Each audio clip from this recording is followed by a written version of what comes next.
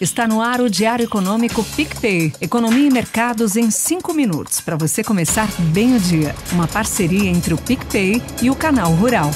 Olá, bom dia! Hoje é quinta-feira, dia 20 de fevereiro de 2025 e esse é o seu Diário Econômico PicPay. Depois de ter fechado no maior nível em praticamente 2 meses e avançando brevemente para além dos 129 mil pontos, ontem o Ibovespa fechou em queda de 0,95% aos 127 mil pontos. Contaminado pela aversão ao risco vinda do exterior, onde as bolsas por lá também recuaram. O tombo só não foi pior porque os preços do petróleo avançaram, reflexo de receios quanto à oferta da commodity.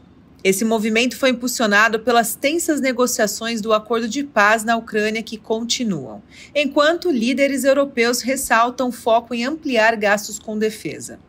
Ainda no exterior, persistem os receios com uma guerra comercial provocada pelos Estados Unidos e com um repique da inflação após dados no Reino Unido.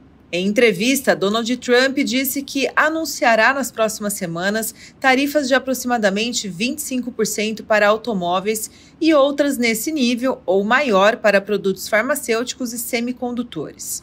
Segundo pesquisas, estes são os setores em que os Estados Unidos mais têm déficit comercial com outros países, mas que ainda não é possível ter certeza se essas tarifas serão efetivadas e quais serão seus efeitos.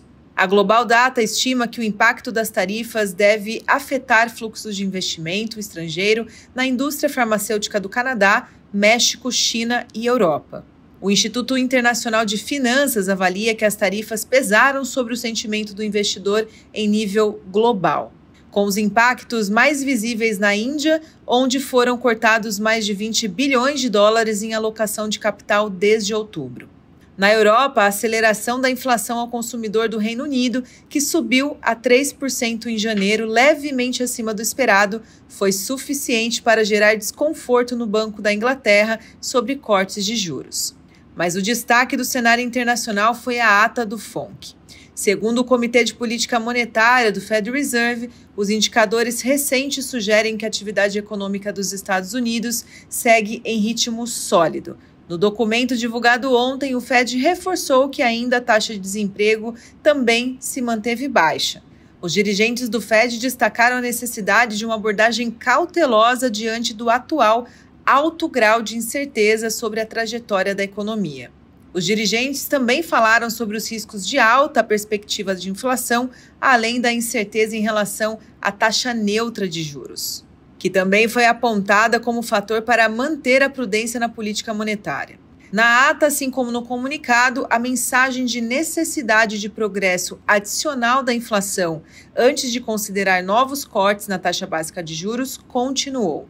A inflação, embora tenha mostrado sinais de desaceleração, ainda está acima da meta de 2% do Fed. E os dirigentes avaliam que fatores como mudanças na política comercial e na imigração, além da forte demanda do consumidor, podem dificultar o processo de desinflação. Pessoal, inflação preocupando na Europa e agora a expectativa de fim de ciclo de cortes por lá, somada a intenções do Fed de manter a política monetária restritiva. Como país emergente, só nos resta ter paciência para a chegada de afrouxamento de juros aqui, se é que ele acontecerá ainda este ano. Na China, o governo lançou uma série de medidas para estimular o consumo, incluindo cortes nos preços de gasolina e óleo diesel, e ampliar trações de investimento estrangeiro direto, após a taxa desse mesmo apontar queda anual de 13,4% em janeiro. Para hoje, a agenda segue esvaziada no exterior, trazendo apenas dados de auxílio-desemprego e falas de dirigentes votantes do Fed. Na zona do euro, a prévia de confiança do consumidor de fevereiro.